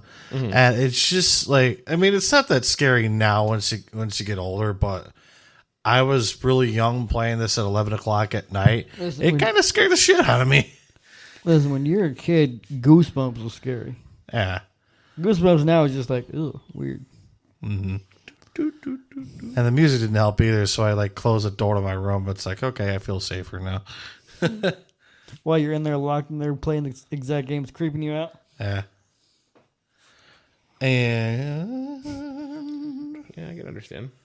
Suitcase, you said you played through Infinite as well, right? From Yeah, Bioshock. yeah. I loved Infinite. So I don't remember if you remember this part. There was a part where if I'm remembering all this correctly, there was a part where you go into this room where all these beds are. And in the beds, you have these children called the Boys of Silence. Do you remember them? Oh, God, the boys is Those motherfuckers. And Menekai, and for those of you who don't know about this, I've never played Bioshock once in my life. That's why I get explained. yeah, so the Boys of Silence are these kids that have these big metal masks on their face that obscure their face, but they have funnels on the sides of their head that enhance their hearing. And if you alert That's one, fun. it alerts all of them, and they scream bloody murder in the pitch of night. Yeah, So- those things are terrifying. Now, Yikes. I had no idea what the fuck they were. Yep. I had no idea what the fuck they were. So, You these- walked up and been like, hi there. yeah, no. Like, these kids, I don't remember if are they sitting up when you get in there? I'm not sure. I think most of them are like laying down at first. Yeah, so they're like laying down in the bed, and then when you alert them, they sit up and scream bloody murder and alert everybody and all the guards around that you're there, Yep. and you are going to have to face an army of fucking bad guys unless you kill those sirens. Yep. That It is one of the scared- hardest stealth sections in the game. Oh, that because, scared the shit out of me the first time. Oh, and keep in mind, this is like a pitch dark room, and the only light that's coming through is like thunder in the windows, and you just see Yep. a little bit of light every now and then. It's like, motherfucker. That's fine. Oh, fucking hated that shit. And I can kind of put this together with both Sonic 3 and Sonic Adventure. Angel Island from Sonic 3 to start out. Okay. Now, have you ever seen the intro to Sonic 3? Like the first Yeah. level? So, what happens is, for those of the people who have never played it, it shows like Sonic and Tails flying, and it's like on a plane, and Sonic jumps off, and then bam, he's like supersonic. He's like flying across the water, all badass and shit. He goes onto the island, and then Knuckles jumps out of nowhere and like attacks him and makes him drop it. All of his Chaos Emeralds, grabs the Chaos Emeralds, laughs at him, and runs. Yep. And when you start the level, it's like Green Hill on steroids. It's just beautiful, gorgeous, tropical environment. Yes. Beautiful tropical environment. You have these like monkey enemies in the trees throwing coconuts at you. And it's just a beautiful, colorful, rich environment. And then halfway through the level, this robot comes and burns the entire thing down. And then all you see in the background is just like a blazing inferno of what used to be. And just like with Sonic Adventure, that's one of the main places that you go in the adventure fields, and that's where like the Master Emerald is. You can see like where it's displayed and all that. So Dog moment. Bonks his head, but he Did you got hear it. him bonk his head I heard the melody like, bunk. that was from my dog's head. too? There you go. Lay down. There you go. He's like, I want to. Oh, there we go. Little man's happy. He may stay there. Hey, how about we not? How Upstairs? about we not? How about we not? Ghost. Now that the dog's not upstairs protecting us, the ghosts are here. Hi. Now, if I hear a zombie grunt upstairs, I'm leaving. Like, I'm busting that door and I'm gone. Yeah. You know what? Fuck it. I got one more I'm going to mention really Yeah, go quick. ahead. By all means. Just the fucking starting area in Dying Light. Yeah, Yeah. I agree with you. Yeah. You're in that building. Buddy, There's Papa. people who look helpless and sick and hurt. And The more you do, doesn't it? Then you improve? walk outside. yeah, and then you walk outside and it's like they can come at me from any fucking angle. Yep. Yeah, that game. And then can we talk about nighttime in Dying Light? My first that. nighttime in Dying Light, I shit Oh, myself. I've seen parts of Dying Light too. It's that times 10.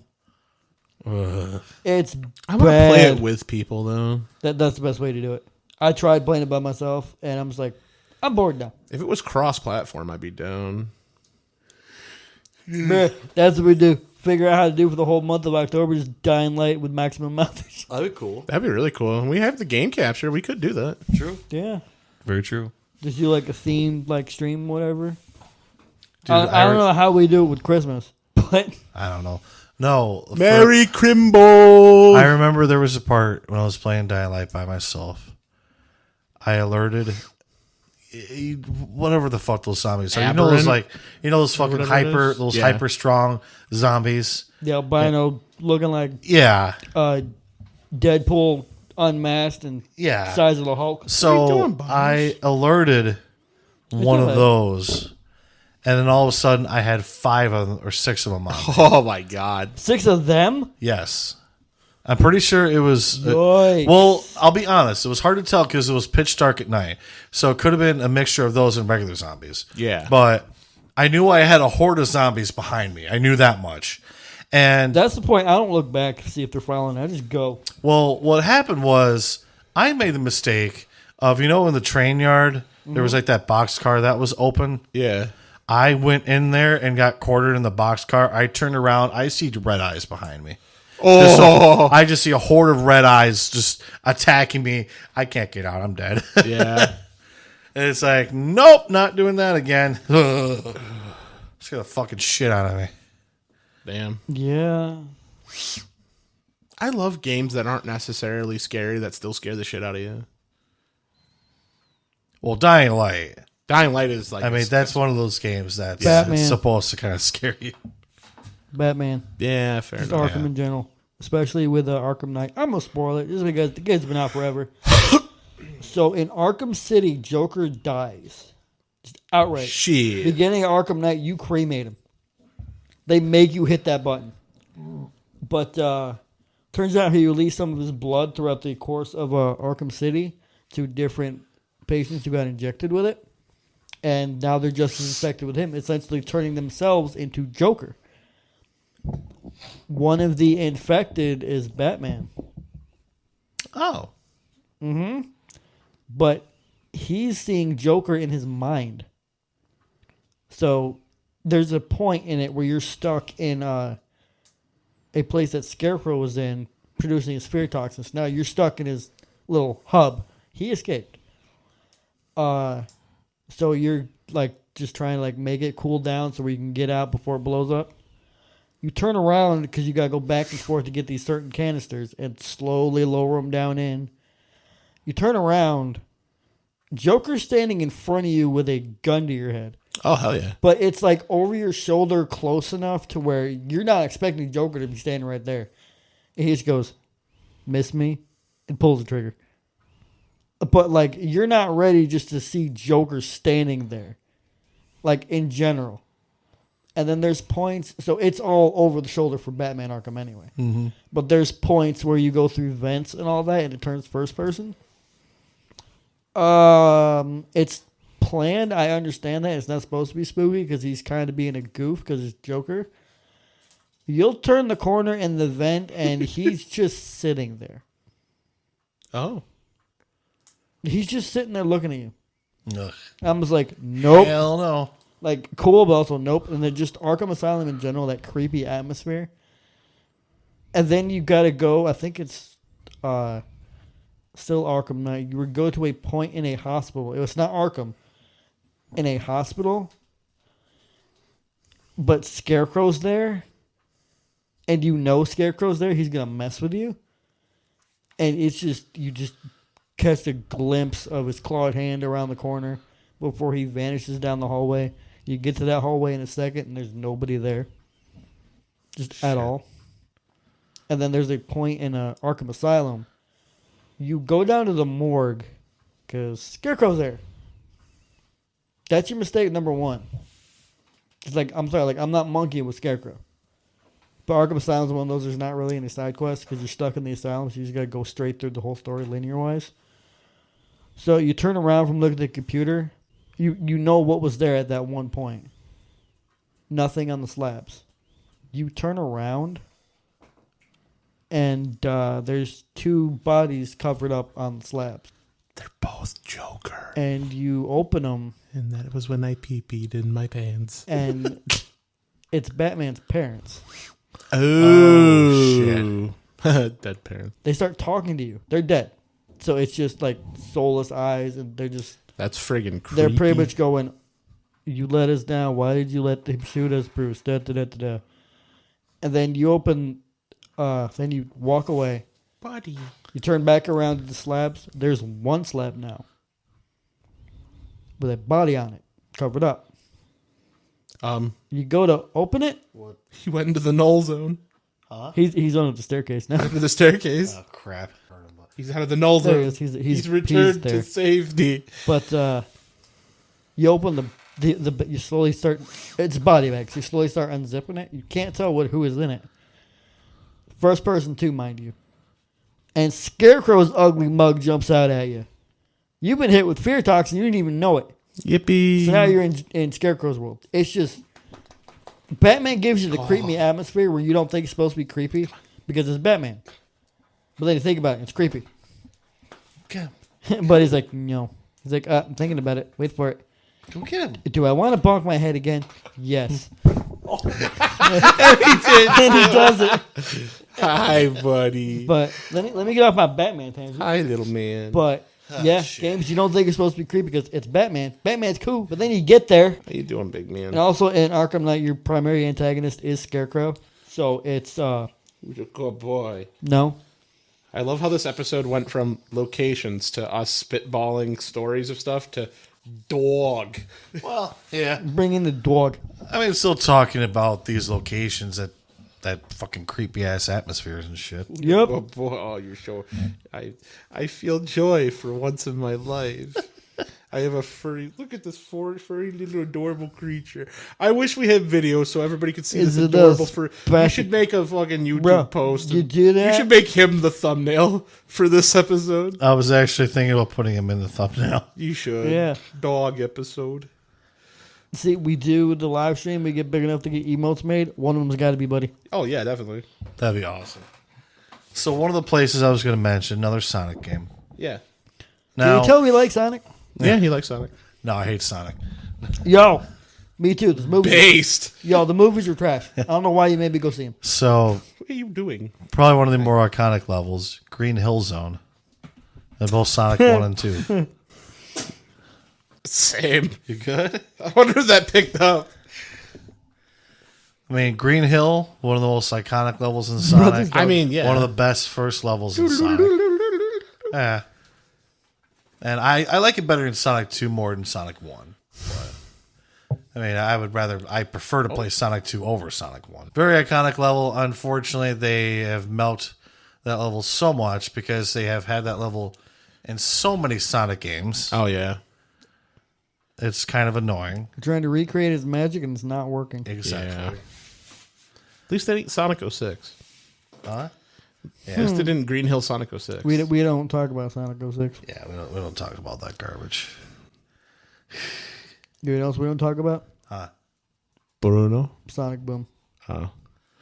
You know, I've unironically heard that the cartoon is very I've funny. heard the cartoon's The good. cartoon's but then hilarious. I've actually started trying the to game watch is- it. I think there's an episode where like Amy's like a female could be just as good as a male, and Knuckles is like making it an expectation turns it into not something that's special and instead makes it a general normalcy of the status quo. And they're like, it's like, what? Just because I'm a meathead doesn't mean doesn't mean I'm not a feminist. It's like one of the smartest things that Knuckles has ever said. It's like, Honestly, excuse me? Like if you like just give Knuckles stuff that's not a video game script and just like Sonic Bless. Boom or like in the movies, Knuckles is an amazing character. Mm-hmm. Knuckles in the movie was just perfect. Knuckles in the movie was that mixture of naivety with like duty. With like, bro, you know I'm gonna punch you in the face. Like, but I- I demand sprinkles. Homie, you good? You gonna make it? You good? This is I the don't, know podcast. I don't know if it picked up, but like my dog was like hacking away. Come on. You can get up there. Yeah. Yeah. This is the podcast where Buddy fucking explodes. He's finally here. Another one I got. You played through Sonic 3, or not Sonic 3, Mario 3, right? Mario Bros. Yeah, I played Mario 3. I remember when you first get into the big world.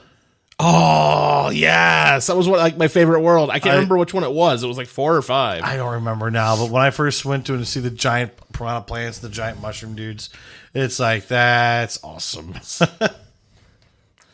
I need to play Mario 3 again. You know, I always skipped World 3. Yeah, to the warp whistles. You can get like 3 of them super early. Mm-hmm. Yeah, I did that and tried to get as far as I could. Then I got to the last world and realized, yep, I forgot how hard this shit was. Yeah, World 8 is actually pretty tough. Yeah. Yeah, once, fucking might as well just talk about it. When you start getting into like the later levels in Mario 3, where there's that path of those like blinking Oh, squares. with the hands? Yeah, and then the hand grabs you and takes you under. And it's like, those levels are fucking hard. Yep. And if you don't farm from lives, you're going to be dying a lot. Yes, and video game. And one of the other ones I got right here is from the Crash Bandicoot series. Oh, yeah, Crash Bandicoot. It's at that Crash What Bandicoot. do you need that there, Bandicoot? It's Oh, at the that dang on Crash Bandicoot, that Bandicoot. Wampa fruit and the Crash Bandicoot And that right the there. daggone talking tiki man. what the fuck are we doing now? I don't know. freaks me out? New voice podcast right now. No, We all but just sound like we came from Red Dead 2. We're not even a main character. Oh, No, gotta get but- them dang old boys. Gotta hang them in the street. the warp room from Crash 3 is probably one of the better warp rooms, and you have all the levels you can select, go to the middle and save and load your game. And it's just one of the more memorable warp rooms because, Crash 3 was the first one I played through because I thought back in the day that was the first one. Music, badass in the background, has all the fucking levels right there for you, and you can see what you've collected and all that shit. Yeah, you had it in Crash 2, but they had them on the wall, and I'd rather just have them put like a little menu in their corner. I just think it's better, but That's fair. yes, Totally fair. one of the better warp rooms from the Crash series, in my opinion.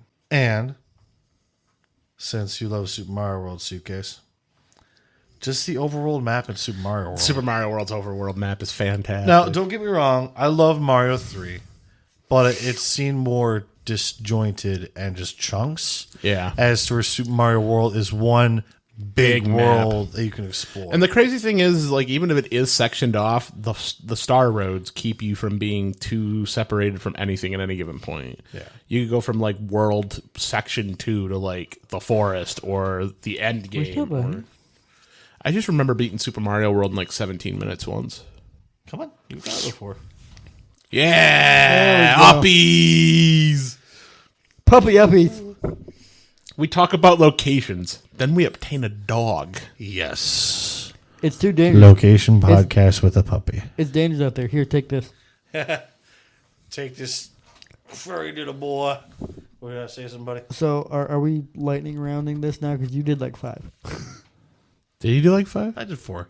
Was it 4? Okay. I mean, we can lightning round it. I like what time we potatoes. at? I got 3 left, so you can go ahead. I got like 8 to 11 because I can my lump. I can lump 1 God. into 1. I can lump like 3 into 1. Shit. So if you want to Shit, you finish said. off your 3 and give Suitcase whatever he wants, I'll just lightning round. That's a lightning round And right there, that arm of the couch just falls off and rots. If you want to like do Buddy your, falls on my arms and faints. if you want to do your 3, then Suitcase does whatever. And that was lightning round the rest of mine, All right. real quick. So I didn't think I had that many, but I've had like 3 since we started this podcast. It is time. one of it's like what? Time for you to take a dump? He pulls a Rafiki. It is time. Just grabs a fruit, Down in the middle of the podcast and shit myself. grabs a fruit, and just I breaks play it. craps every day. Craps is the shit. No, but from the first Rayman, the second world that you go into is called Bandland. Oh yeah. I fucking love that level. Bandland is pretty Bro. baller. They gave me another one, but I'm gonna bounce it off yours. That one music level in Origins or Legends, Black Betty, the rhythm level, What? Legends. Rayman. Oh yeah, you're right. That one was great too. Wow, I forgot about that. I'm kind of. Here's the thing, though. It's like that was one level. This is a Yeah. whole world. You're literally like the very first level that you start off with. You're like walking on piano keys. Yep. And then you start like sliding on bars of music. The enemies are music notes. You have these giant hands using Bouncing on drumsticks. bongo drums. Yeah, walking on bongo drums. You have this entire orchestra playing this huge piece of music in the background, all these different instruments in it. And then the fucking main bad guy is a giant saxophone, Yeah. Mr. Sax, that you fight, and he shoots the fucking music notes at you. Ah, fucking love that level. Man, that is a good world. Now, I was just going to do one level, but I would say just all the levels in general from this game, but the skateboard levels in Spyro 3. Oh my god, yeah. Like, I'm That's not... the one that I didn't finish. I have no idea what you're talking about. So, in Spyro 3, there's these certain levels you can get into that Spyro gets onto a skateboard. And I'm not Spyro Hawk Pro Skater. Yeah, and I'm not a big skateboard guy, but these levels actually run very well. Yeah, they're very fun. And yeah, they're fun. They Makes me think of the tiger levels in Crash Bandicoot. yeah. Those could be Those are really fun. those could be a bitch show if you're trying to get every single box. Oh yeah. So with the skateboard levels, I'm like trying not to have my dog fall as I'm trying to talk. Here, you want to get down? Okay. Come on, Butters. But it runs well. All the mechanics run well. It's fun to play, and you get collectibles. And it's just like, again, I'm not a big skateboard guy, but I love those levels to play through. Yeah. I'm never big into sports, but things like Tony Hawk's Pro Skater are fucking fantastic. I love Tony Hawk's Pro Skater. I want to play the Pro Skater 1 and 2 remasters. I haven't touched those So yet. do I. And so the last one I got, I mean, I may remember another one when you're going, but the last one I got, and I don't know if I want to lump these together or just keep them separate, but Liberty City from Grand Theft Auto series. So I was going to do Liberty City from the original GTA 3. Hi. He's going to lick your forehead, just to let you I know. know. My dog is like at suitcases head, suitcases laying Hi, on the buddy. couch. I'm very comfy. This might finally be the sleep episode. I know I was close the last you get time. a dog or a cat in your bed, game over. Oh yeah. But just Liberty Especially, City. I mean, let's look at him. Yeah. You do look pretty comfortable. I am very comfortable But- right now. And then Buddy's just got this akin to a grin on his face. Mm-hmm. Like, look at me. But but Liberty City as a whole is just, I know it's like a parody of New York City, Yeah. but they do such a good job of making it their own world. It's just filled with crime and prostitutes and just this Hell yeah. this fucking dreary, shitty looking city with trash all over the place. And they just do such a good fucking job of making it like, wow, this place is a shithole. Yeah. Hey, it's just like Welcome New York to City. it. Yeah. You Yeah. gonna make it there, Chief? Hope he's not fucking licking up shit. It's like, oh, random thing I found on the floor. I don't think there's anything back there, but Buddy has Random now thing caught on the floor. super sick. Random thing on the floor. I'm going to lick it. it's a story of his life. I've licked random things before.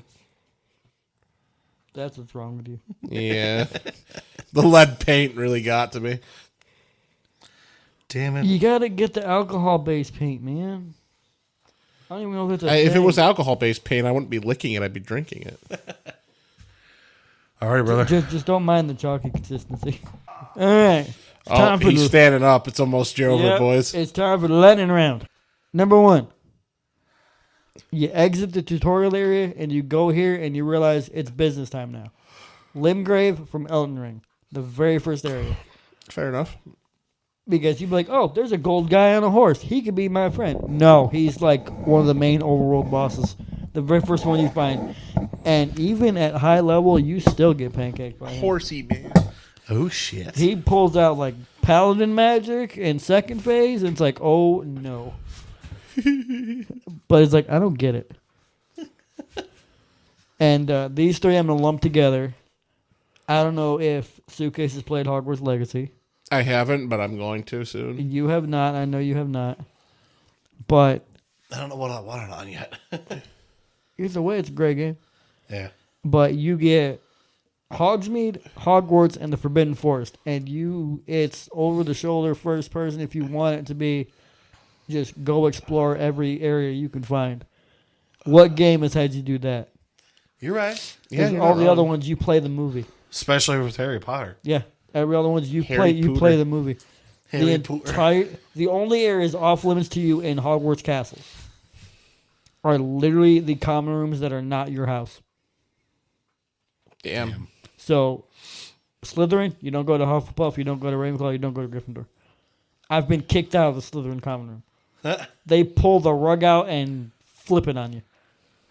It's kind of great, but also there is a Somebody fun is loose in Hogwarts Castle. There's a bit near the Slytherin dungeons. Come on. I don't know if it's the common room or not. But, actually, it might be the common room because you did get kicked out. I don't know how you activate it, but I've seen this clip. You walk over, you walk up to the staircase, and, yeah, there's a giant serpentine body slithering around the doorway. Just past it. Come on. Oh. So, Come on. it's implied very, very heavily. Somebody's let the basilisk Ow, out. that's my wiener. Oh. But it is Sorry about basilisk. That's my wiener. Yeah. I saw this and I was like, oh. Hi. It didn't activate my playthrough, but I was like, oh. And you can be a part of the Festival of the Dead with nearly headless Nick. No, you're gonna make me actually fall asleep, homie. Too late. But there's Okay. one of your I'm main back. enemies is the giant spiders. Fuck them. Hashtag nope. But you go through different cave systems because there's caves all around the area. You go south from Hogwarts, but I went into this one and I turned a corner and there's loot. I'm gonna go get it. There's like a window into like the next area, and you hit the loot. Big old spider just walks across the stinking window, and I'm just like, nope. No. I was like, I left that cave. I'm like, I don't want to. But it's, so the spiders are up by different levels. The biggest one makes Aragog from the movie look like a daddy long legs. It's a big boy. Damn. They some big, and they're pure black Bless. with golden red eyes. And I was like, nope. Like, that got summoned. I saw the health thing because you get the health thing and you see like the name of it. I'm like, Acromantula, and then I turn, I look at it, I'm like, nope, broomstick, I'm gone. Just no. Phenomenal game though. I love that game. But I'm surprised this wasn't mentioned. Pallet Town. Oh yeah. You right. I figured it was such a given that like I it's- didn't have to it's- say anything. I'm surprised it wasn't mentioned sooner. Like, that's it. You get like, unless you start in like how Maze did in Gen 3, most people who are Pokemon fans at our age, your choices are Bulbasaur, Charmander, or Squirtle. Yeah. You're in Professor Oak's lab in the middle of Pallet Or Town. Pikachu. Or Pikachu if you got. Pikachu. But like, Pallet Town's it. That's where most people started. It's Pikachu. It's Clefairy. Fuck. Also, this one just because of the atmosphere and the music. Yeah. Area Zero, I agree with that. For what? Scarlet and Violet. Oh yeah. Oh yeah. Area Zeros. Area Zero, just atmosphere, like, minus the research area, this place is untouched. Yep. And you can tell. And it's, I mean, as much as that game runs like shit, I love Area Zero. Area Zero is phenomenal. It is. I love the just- music in it, and it's The just final boss theme is like the best theme in Pokemon I've heard in a while. The fact that Toby Fox was an indie game developer and music maker who ended up making music for a AAA game, dude. That man made it. Yep. Say what you want to about Toby Fox, but holy shit. No, and when you first get into Area Zero, you just have this wonder and like this Exactly. is It's like, this is a weird. And then it's just Arvin, stop being a pussy. like, Let's go. it's that feeling of, I've never experienced a place like this before in my life. Like, no Pokemon game has made me feel like, what am I about to do here? I mean, you don't do much in it, unfortunately. No, but it's to beat also the story, like, it's but- that wonder. It's like, what am I about? Yeah, it makes for a really good Where story did I just location. end up? Yep. And then you go down to the cave system itself, and it cranks that wonder up to 1,000. Yep. It's kind of wild. I love it. But Yeah, Area Zero is great. Yeah. you didn't play much, and I don't think you touched this particular area. I don't know if Suitcase did, but the island in Ark, the very first map they did, Oh, yeah. like, Oh my you God. first load that thing up, and you're like, all right, let's go. But then there's that change. You load in, you spawn up, and you're dead. Yeah. Because there's a T-Rex jumped at you. Yeah, I remember Ark way back in the day. It's oh my god, I got stories on Ark. I probably told them on the podcast. There's the one where other friend A-Ral. This is back when the servers were hot water, like DSL ran better than these servers did. But we were with a group of his English friends. One of the biggest mistakes of our lives. Mary Poppins. But British. we're in party, in chat. We're going to go do fun stuff. We're on a raft going down the river. And we brought our parasaur with us. And in Suitcase's screen, he's off the raft. Oh, I think. And he starts swinging at a tree. Yep. On our screen, he's punching the dinosaur. Yep. But it was so bad. But it was so fun. And then I told the Pierce story about it. But yeah, just like the island, because I haven't wanted... But he's like, what was that? Get those. Got it. Hell yeah, bottle time, boys. He's got it in his mouth now. Yeah. He's like, this is mine now. Recycling. Let's fucking go, boys. He's like, hi, Daddy. My dog loves water bottles. Problem is, I can't have him for a long period of time because eventually he'll chew the little plastic ring off of it. Yep. And I don't want him to fucking choke. And then chew that. Yeah, he's going to sea turtle himself. Yeah. So these last 4, I just added while we were at the podcast, like doing this. The island was it. It's one part in Last of Us. So in case you remember. You fall down the elevator shaft as Joel, and you don't see a daggum thing in front of you, except you see the silhouettes of the infected running around while you're going like through just to turn the generator back on. Yep. I was like, no. Like, there's very few games that will make my skin prickle like that where I don't want to move. That was one of them. Clickers in general. And It's not. It wasn't even just the clickers. I knew they were there, but it was the other ones. yeah. But then you turn the generator on, but it doesn't kick on all the way. But it alerts them because it's fired up, and you just see them coming at you through the dust and the muck, and it's like no. Yeah, their area is not fun. That's like my least. Love the game. That's my least favorite part of the whole game. Yeah. That part was not very fun. You hear them, and then you see them, but they don't see you. Does he got something? No, he's jumping up on the chair over there. I was like, I thought I heard him get something. Well, that was from your landlord's house, and Oh, there's cat hair I and feel dog that hair little in bit. it. yeah. But this one, you might agree, man. I don't know if Sukas about him. I don't remember what games you actually play.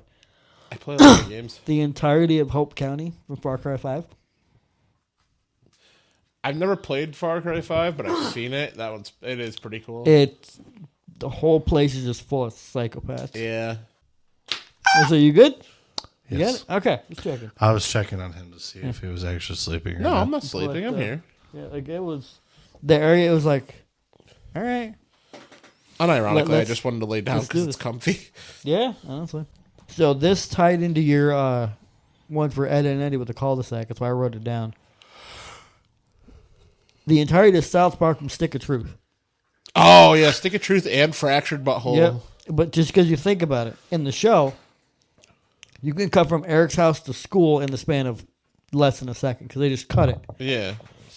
They had to sit there and figure out, okay, where's Cartman's house in relation to Stan's house? Yeah. And where's exactly. Stan's house in relation to the school? And where's the mayor's office and all this in relation? They laid out South Park for you for the very first time because even they didn't know where it was. They said they just school, mayor's office, Stan's house, Cartman's house, and they just cut right to God, it. now I want to play Stick of Truth again. Bro, it's so good. I sped run it once. It's so good. And this last one, Suitcase brought it up. Night City from Cyberpunk. Yeah. That it's the perfect blend of this place is screwed up, There are but no it's happy endings. so in Night fun City. to live in. Like it'd be a fun, interesting place to live There in. are no happy endings in Night City, But Malachi. then it's also like what's in this place. This whole place is just screwed up because it's robotic Gotham City mixed with Metropolis. You just got stuff. There are no happy endings. Yeah, in Night but City. I mean, still, it's you think about it. You go through the city. It's like, all right, He found the big one. He's got the big He man. got the big one. Okay, drag it over. Come on. Buddy. You got it. So We know you got it. We seen you with let's it. see if he'll drag it over or not. Oh, no, he's sniffing. No, he gave up. Sniff, snorf, yef that balls. So Buddy, quittance for quitters. would Cyberpunk be worth playing now? Yes. I will tell you why. This is from my own personal experience. Once he stops with a water bottle, Jesus Christ, homie. if that picks up, I'm gonna be mad. But also hilariously funny. I started playing Cyberpunk before the giant update happened, which dropped their DLC, but also fixed everything. Yeah. I go through one area, I'm like, oh, this is a cinch. Shotgun, boom, boom, boom, you're dead. And then it's like, hey, we got to shut down because we got this update going. Play this game in da hours, whatever. Download the update, you're done. I go back to the very same area. I touched none of my settings.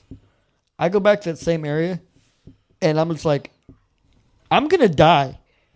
They revamped the entire thing. The AI was smarter. The AI is harder. The Edge Runners update really made it Yeah, fantastic. they just fixed everything. So I can tell just from my own experience, it went from, this game's fun, okay, cool, a little easy, to, I'm going to die from these basic enemies right now. Let me get used to this first. But it's like Red Dead in the sense you don't exactly know what's going to happen. You got random encounters. And it's pretty good. I've got to delve back into it because I've kind of taken the slow road with it. But it's great. It's fun. It's worth it. You guys should watch Edge Runners. You really want to feel for Cyberpunk. Good anime. Sad anime. I still remember. Also, I still remember watching the end of it and crying like a little bitch. Our friend with the beard, he's implemented a lot of the augmentation stuff from Cyberpunk into his D&D game. Oh, that's And awesome. apparently what he said, it's phenomenal. Nice. Mantis They're- blades and shit. This is what I want for ours. Not saying ours is bad by any stretch. He has more campaigns where he just sits there and lets them go. And they go. That'd be cool. He just sits back and they heavily RP the whole thing. All he's got to do is be like, okay, this guy's here, this is here, do this. He sits back and watches. We've had a couple of sessions like that where they apologize to me for it. Because I just sat back, I'm like, bro, I've been trying to get this out of y'all for like 6 months. Because the only ones who really RP is Maze and our tall and skinny friend. I love doing And RPing and they're- D&D. Mind you, we're trying to get out of a 60-year-old and a 70-year-old Yeah. who have never touched anything like I said a day in their life.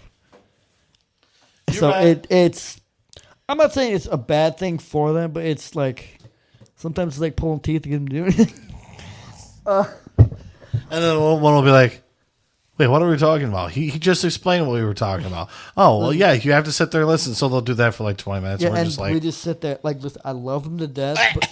But these guys are there. I love them both to death, but it's one of the things that's like, I think I would rather do this one with Maze and Tall and Skinny. I want to get into another. I want to be a player again. It's been too long since I've played. Listen, we got to get one set up. Just you two and me. we could. I will delve into D&D again. I would love to just do a funny duo story. Like homebrew up something Yeah, and just do homebrew? a funny duo story. You can let do me it. know when. We'll do it. Maybe We'll- we mentioned we want to do that for a podcast. Bro, we'll so- record that for the podcast. Just do a whole one shot. Yeah, we could do it. And it'll probably get like 2 views. He compared could to- be the story. He could be the storyteller, and you and I just have to role play the entire time. Yeah. And I'll play your NPCs. That'd be sick. What you want? Bruh, I love What are we him. doing next week? Bruh, I love him. I can't wait till I want to do D&D stories now, but we got to wait for the other podcast. We ain't got time to do it now. Yeah. Can I just tell the barkeep story real quick? You have. Have I? Mm-hmm. So, guys, do you remember the barkeep story I do? Trying to remember off the top of my head. I'm pretty sure I've heard of it, but I can't remember. Every bar that we go into, every bar you go all you into, hear is, no what you want? No matter Oh, where, what you want? Yeah. no matter Yeah, where you're at. Yep. For some reason, and there's one spot where they didn't do it. They went to Barovia. They went to Realms of Dread with Strahd. He was not there. Yep. Because I was thinking, like, he shouldn't be there. Yeah, you talked about that. Yeah. I'm doing something like that in my I campaign. couldn't remember if I with did or the- not. With the Adventurers Guild. There's two brothers that work the Adventurers Guild. They're Big Jimmy and Little Jimmy. Big Jimmy is a fucking halfling, and Little Jimmy is just a really big human. And What would be funny is you make him a Goliath. every single Adventurers Guild has a Big Jimmy and a Little Jimmy. And the excuse is that they have a teleporter, but in reality, it's like a Nurse Joy situation. I don't have a reason for them. They just show up. Yeah. Him and Cookie. Cookie. She's hilarious, too. I love her. I miss her. I miss Barkeep, too. I got names for none of them. It's just Cookie and Barkeep. Yep. But anyways, that was the end of my list. So you guys got any more? No, not really. I'm pretty content. We've been spitting out a ton of them. I've just been kind of riding it. I even did a lot today. I participated. Yay! Yay! Gold participation star sticker for you. Yes. No, seriously, what are we doing next week? Because if not, I will literally pop out that one shot right now. We'll figure Well, something not out. right now, but We'll figure something out. We'll figure something out, yeah. We always do. yeah. And my dog is exploring my basement, and hopefully there isn't surprises all over the place that we have to watch out for. We found skeletons. Yes. Spooky, scary, Or pee and poop everywhere, hopefully. No. Wiener dog. But, folks, But. scared. Folks, big booty bitches. Ass! Ass. you Oh, said no. Thank you, folks, for listening. you said folks I did. twice. Ha. Bro, you can tell at the end of the night we start getting weird. Getting weird. Weird. The majority of this podcast has been side tangents and randoms and a dog. Yeah, what's your point? Dad, you spaced on a cat! Yes.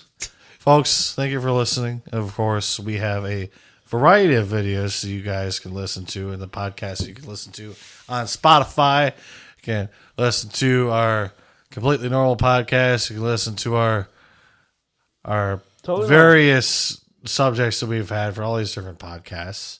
I kind of like the fact that we have different subjects for almost every single one of them. Yeah. Damn, this is good shit! That is some good shit right there, Tourette's guy. Thank you for randomly popping up out of nowhere. Yes. Folks, MayesBoy 91 over here, call sign suitcase, and Medicae, and my dog Buddy. Shit!